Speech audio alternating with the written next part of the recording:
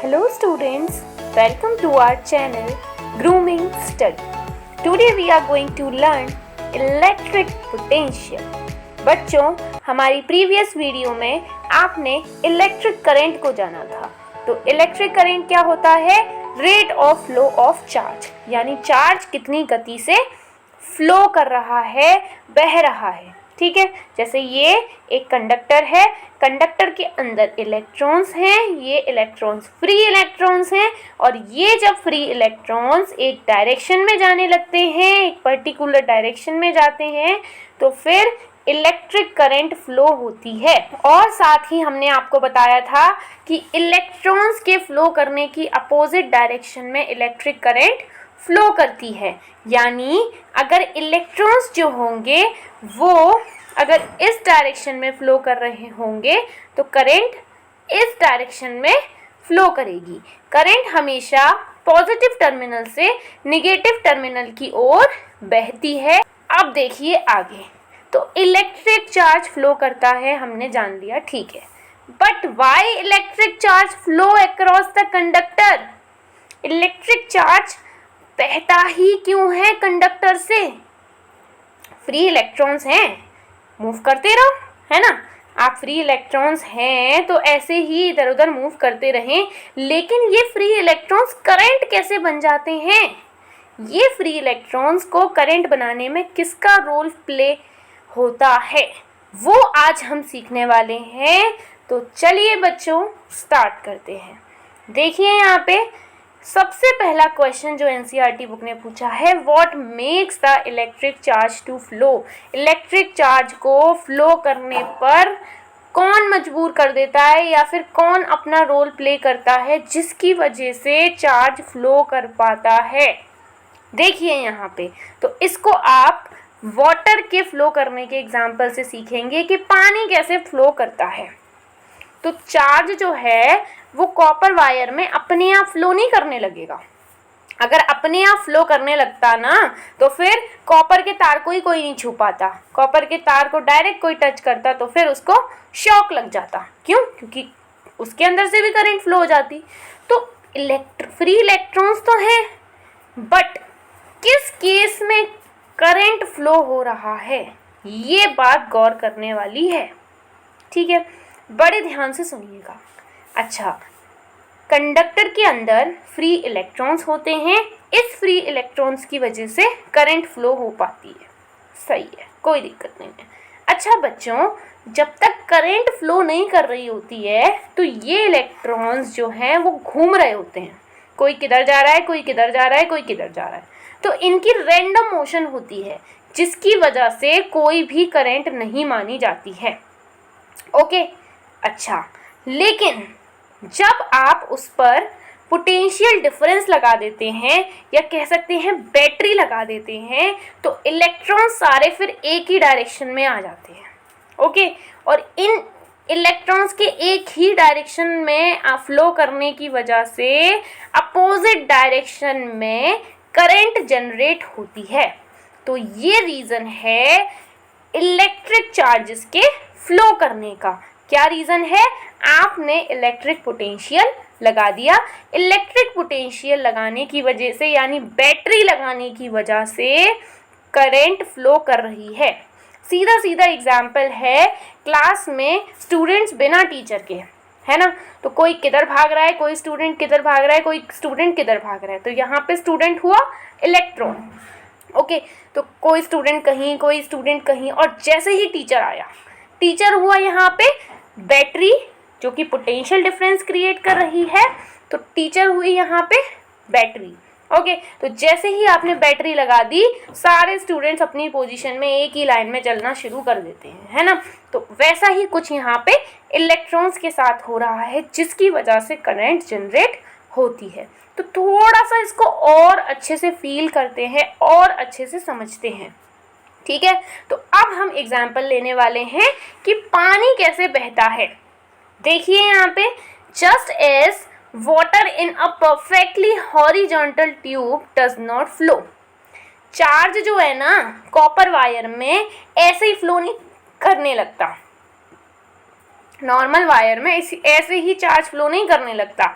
जैसे कि अगर पानी है, ठीक है, एक हॉरिजॉन्टल ट्यूब में हमने पानी रख दिया, क्या ये अपने आप ही फ्लो कर जाएगा? नहीं करेगा, अपने आप फ्लो नहीं करेगा। लेकिन अगर हम इसके एक सिरे को टैंक से जोड़ दें, ठीक है, इसके एक सिरे को हमने टैंक से जोड़ दिया, तो टैंक से स्पीड में पानी जाएगा और पानी में जाएगा, फिर इस पाइप से गुजरेगा और पानी फैल जाएगा, जैसे कि आप इस पिक्चर में देख पा रहे हैं।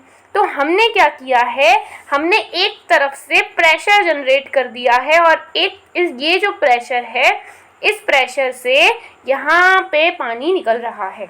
तो ऐसा ही कुछ प्रेशर डिफरेंस जो है वो बच्चों हमें इस केस में देखने को मिलता है, यानी कंडक्टिंग मेटेलिक वायर के केस में देखने को मिलता है। तो फिर इस केस में तो प्रेशर डिफरेंस क्रिएट करने का काम किसने किया?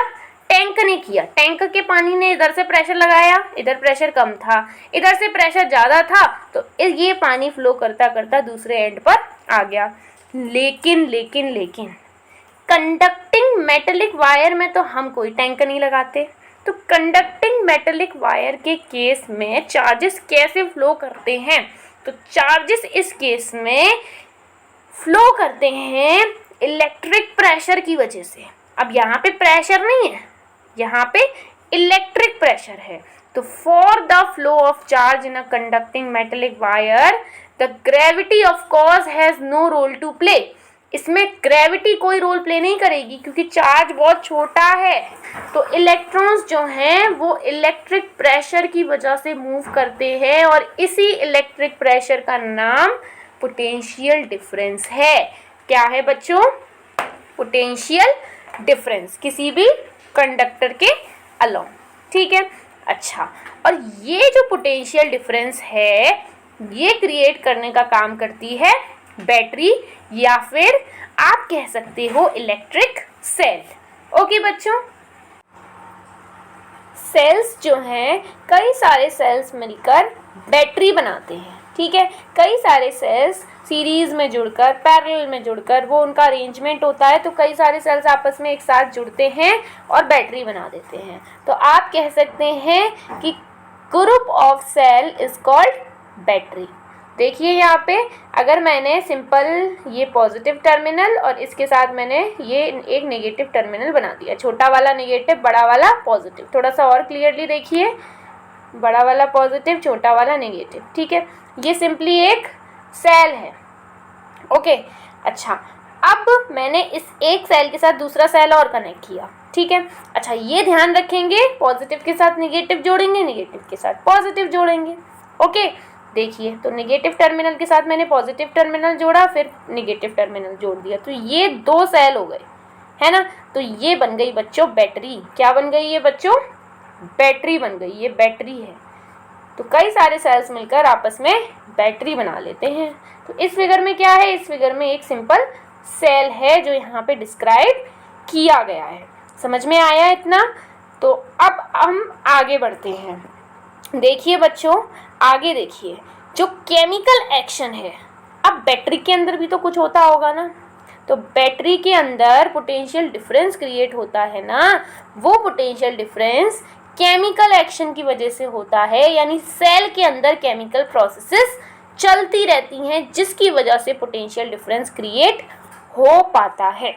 ओके, चलिए, when cell is connected to a conducting circuit element, और जब आप सेल को किसी सर्किट से जोड़ते हो तो उस केस में जो पोटेंशियल डिफरेंस है वो पोटेंशियल डिफरेंस चार्ज को कंडक्टर में मोशन देता है, या कह सकते हो चार्जेस को कंडक्टर के अंदर फ्लो करवाता है। आ रही है बात समझ में? उसी तरीके से जैसे टीचर है वो क्लास में बच्चों को कंट्रोल करता है और उनसे स्टडी करवाता है। Okay, both cases are same, you can relate them. In order to maintain the current in a given electric circuit, the cell has to expand its chemical energy stored in it. और electric current को flow कराने के लिए cell के अंदर जो chemical energy store होती है उसको वो एनर्जी अपनी खर्च करनी पड़ती है। समझ में आ रही है बात? सेल के अंदर एनर्जी, केमिकल एनर्जी स्टोर होती है, वो एनर्जी धीरे धीरे धीरे धीरे करके खर्च हो जाती है और हम कह देते हैं इलेक्ट्रिक सेल वीक हो गया है। जैसे कि जो रिमोट वाले सेल्स होते हैं उनकी भी एनर्जी इसी तरीके से खर्च हो जाती है। ओके, उनके अंदर भी केमिकल एनर्जी स्टोर होती है। चलिए अब हम फाइनली इलेक्ट्रिक करंट को फिजिक्स की लैंग्वेज में डिफाइन करते हैं। We define the electric potential difference between two points. 2 points के बीच का इलेक्ट्रिक पोटेंशियल डिफरेंस हम देखेंगे। ओके, यहाँ पे ध्यान देने वाली बात ये है कि प्रेशर जो है ना वो दो सिरे पे लगेगा। एक सिरे से ज़्यादा सा प्रेशर लगकर दूसरे सिरे तक जाता है पानी। जैसे यहाँ पे टैंक में से प्रेशर ज़्यादा लग रहा है जिसकी वजह से पानी इस सिरे पे फ्लो कर रहा है। तो पोटेंशियल डिफरेंस जो होगा ना वो भी एक तरीके का इलेक्ट्रिक प्रेशर ही है ना। तो वो भी 2 पॉइंट्स के बीच में हम देखेंगे। ये बात समझ में आई? तो 2 पॉइंट्स मैंने कंसीडर कर लिया, एक ए है एक बी है। ठीक है, तो किसी भी इलेक्ट्रिक सर्किट में जिसमें करंट फ्लो हो रही है उसके लिए पोटेंशियल डिफरेंस को डिफाइन करते हैं वर्क डन से। किससे? वर्क डन से। यानी हमें यूनिट चार्ज को ए से बी तक ले जाने में कितना काम करना पड़ेगा, इसी को हम इलेक्ट्रिक पोटेंशियल डिफरेंस कहते हैं। समझ में आई कि नहीं आई? यानी ए से बी तक यूनिट चार्ज को ले जा रहे हैं। किसको ले जा रहे हैं? यूनिट चार्ज को ले जा रहे हैं ए पॉइंट से बी पॉइंट तक। तो ले जाने में कितना काम करना पड़ेगा, कितना वर्क करना पड़ेगा, this work done is called electric potential which is provided by electric cell. Okay, अब देखिए तो इलेक्ट्रिक पोटेंशियल है या पोटेंशियल डिफरेंस बिटवीन 2 पॉइंट्स है, इसको हमने V से डिनोट किया। ओके, तो V और वर्क डन को W से, चार्ज को Q से। तो V equals to W upon Q। तो ये फॉर्मूला हमारा निकल कर आया पोटेंशियल डिफरेंस का। ओके बच्चों, अच्छा इसी के साथ साथ यहाँ पर लिखा है यूनिट चार्ज, है ना, यूनिट चार्ज। और एक होता है बच्चों टेस्ट चार्ज। क्या होता है? Test charge. तो टेस्ट चार्ज एक ऐसा चार्ज होता है जिसकी वैल्यू अपने आप में 0 ही होती है, उसका कुछ खुद का कोई भी इलेक्ट्रिक फील्ड नहीं होता, उसका खुद का कोई भी असर नहीं होता। तो 0 चार्ज कहते हैं टेस्ट चार्ज को, है ना। लेकिन यहाँ पे यूनिट चार्ज है जिसकी वैल्यू आप डाल सकते हो, क्यू की वैल्यू कुछ भी हो सकती है। अच्छा, चार्ज है तो चार्ज को किस में मेज़र करते हैं? कूलाम्ब में। किस में मेज़र करते हैं? कूलाम्ब में, है ना। तो 1 कूलाम्ब का चार्ज, 2 कूलाम्ब का चार्ज, 3 कूलाम्ब का चार्ज। इसके साथ साथ इलेक्ट्रॉन्स में भी मेज़र करते हैं, है ना। 1 इलेक्ट्रॉन का चार्ज, 3 इलेक्ट्रॉन का चार्ज, 4 इलेक्ट्रॉन का चार्ज, है ना। चलिए आगे देखिए, the SI unit of electric potential difference is volt V। तो SI यूनिट इसकी वोल्ट होती है जिसे हम V से डिनोट करते हैं। अच्छा, अब यूनिट बनाना देखो, वर्क डन की यूनिट, वर्क की यूनिट क्या होती है? जूल, और चार्ज की यूनिट कूलाम। तो वोल्ट को आप जूल पर कूलाम भी कह सकते हैं। ओके, तो वोल्ट कह लो या जूल पर कूलाम कह लो, बात एक ही है। और ये जो यूनिट है ये एक साइंटिस्ट ने दी थी, अलेक्जेंड्रो वोल्ट। ओके, अच्छा ये एक इटालियन फिजिसिस्ट थे। तो 1 वोल्ट को डिफाइन करते हैं हम। तो 1 volt is the potential difference between 2 points in a current carrying conductor when 1 joule of work is done to move a charge of 1 coulomb from one point to other। समझ में आया क्या लिखा है? सीधे सीधे देखो, पोटेंशियल डिफरेंस 1 वोल्ट कब होगा? जब ये भी 1 होगा ये भी 1 होगा, है ना। तो अब इसी को थोड़ा सा डिफाइन करके लिख दिया है। जब पोटेंशियल डिफरेंस 1 वोल्ट तब होगा जब यूनिट चार्ज को, 1 कूलाम चार्ज को मूव कराने के लिए, एक पॉइंट से दूसरे पॉइंट पे मूव कराने के लिए 1 जूल वर्क डन हो, ठीक है। तो उस केस में पोटेंशियल डिफरेंस 1 वोल्ट होगा। ओके, सिंपल सी बात है, उसी को हमने 1 की फॉर्म में लिख दिया है। 1 वोल्ट क्या होगा, है ना, बहुत पूछने में आता है एग्जाम में, डिफाइन 1 वोल्ट, डिफाइन 1 एम्पियर, है ना, इस तरह के क्वेश्चंस आते हैं। तो just read it and you can learn it. The potential difference is measured by means of an instrument. Potential difference भी एक उपकरण के द्वारा नापा जाता है जिसे हम वोल्ट मीटर कहते हैं। और साथ ही बच्चों जल्दी से कमेंट करो कि इलेक्ट्रिक करंट को किस इंस्ट्रूमेंट से मेज़र किया जाता है, जल्दी बताइए। हमने अपनी प्रीवियस वीडियो में आपको बताया है। I am waiting for your comment. आगे देखिए, the volt meter is always connected in parallel. Volt meter को हमेशा पैरेलल में जोड़ते हैं। तो अब ये बताइए कि इलेक्ट्रिक करंट को मेज़र करने के लिए हमने किसका इस्तेमाल किया था, अमीटर का किया था। और अमीटर को हम किस में जोड़ते थे, सीरीज में जोड़ते थे। और वोल्ट मीटर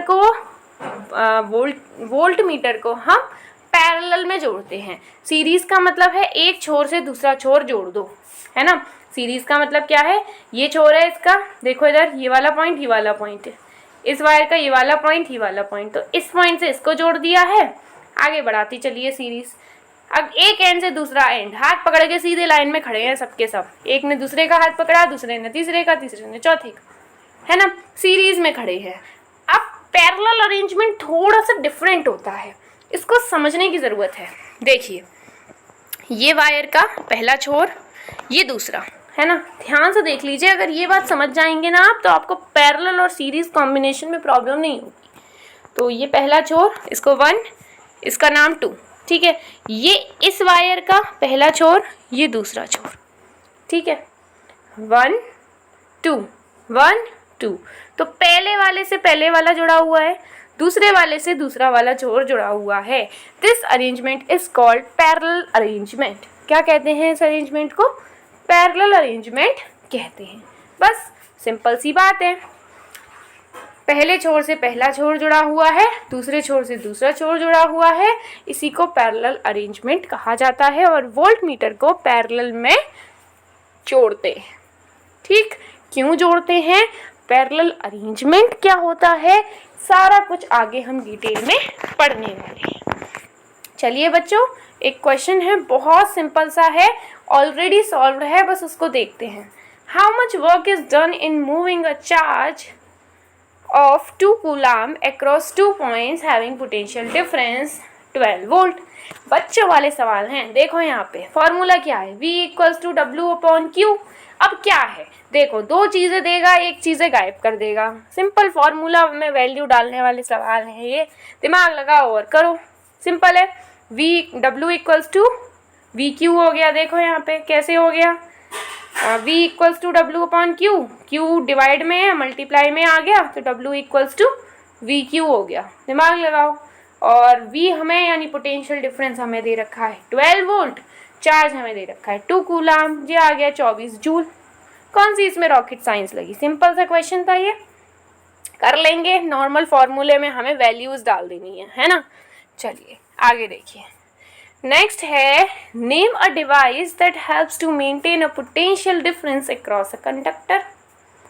ये इसका आंसर आप कमेंट करिए, सिंपल सा है, अभी अभी बताया है हमने। अगर आपने ध्यान से सुना है then you can answer it in the comment box. What is meant by saying that the potential difference between 2 points is 1 volt. अभी बताया है पोटेंशियल डिफरेंस 1 वोल्ट कब होगा, 1 वोल्ट को डिफाइन करना है। देखिए ध्यान से, हमने अभी बताया है 1 volt is the potential difference between 2 points in a current carrying conductor. 1.4 potential difference होता है 2 पॉइंट के बीच का किसी भी कंडक्टर में, जब 1 जूल वर्क डन करना पड़े 1 कूलम चार्ज को एक पॉइंट से दूसरे पॉइंट पर ले जाने के लिए, है ना। तो ये इसका आंसर हो जाएगा। अब नेक्स्ट क्वेश्चन देखते हैं, how much energy is given to each coulomb of charge passing through a 6 volt battery. अब ये सवाल थोड़ा सा डिफरेंट है। कैसे? हमें कितनी एनर्जी देनी चाहिए हर एक कूलाम चार्ज को जब वो 6 वोल्ट की बैटरी से चल रहा है ना? देखिए, how much energy is given to each coulomb of charge passing through a 6 volt battery, है ना? यही सवाल है ना? तो यहाँ पे हमें क्या निकालना है? एनर्जी निकालना है। तो एनर्जी क्या होगी? वर्क डन होगी, यानी क्या निकालना है? W निकालना है। Q दे रखा है आपको 1 कूलाम, यानी हर एक कूलाम पे हमें देखना है। V दे रखा है आपको 6 वोल्ट। क्या आप नहीं निकाल पाएंगे? गौर से देखिए, फॉर्मूला क्या है हमारा जो अभी पढ़ा है, W equals to V Q. W equals to V Q. तो यहाँ पे एनर्जी कितनी आएगी? जल्दी से कमेंट करो। 6 जूल। डन हो गया। चलिए आगे बढ़ते हैं हम सर्किट डायग्राम पर। सर्किट हमने आपको स्टार्टिंग से कुछ कुछ समझाया है, अब थोड़ा सा डिटेल में हम जान लेते हैं जिससे हमें आगे परेशानी ना हो, है ना? अच्छा बच्चों, देखिए यहाँ पे सबसे पहले इलेक्ट्रिक सेल।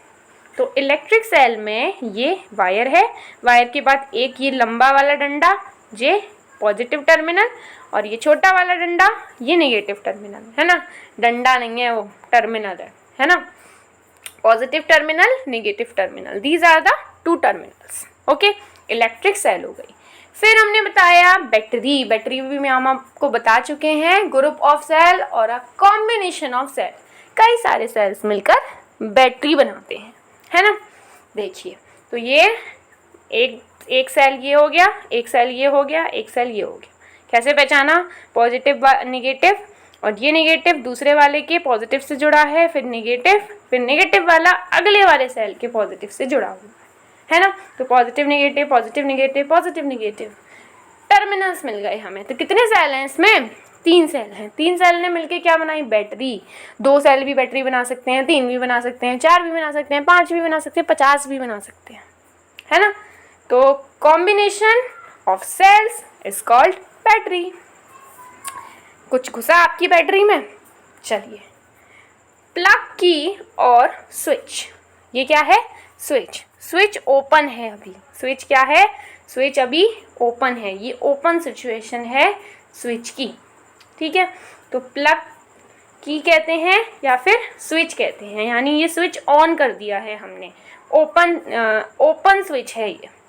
फिर ये प्लग की है, ये स्विच क्लोज्ड है, स्विच हमने बंद कर दिया है, switch closed. Switch open, switch closed. अब इनके मतलब समझ लो। प्लग की और स्विच ओपन।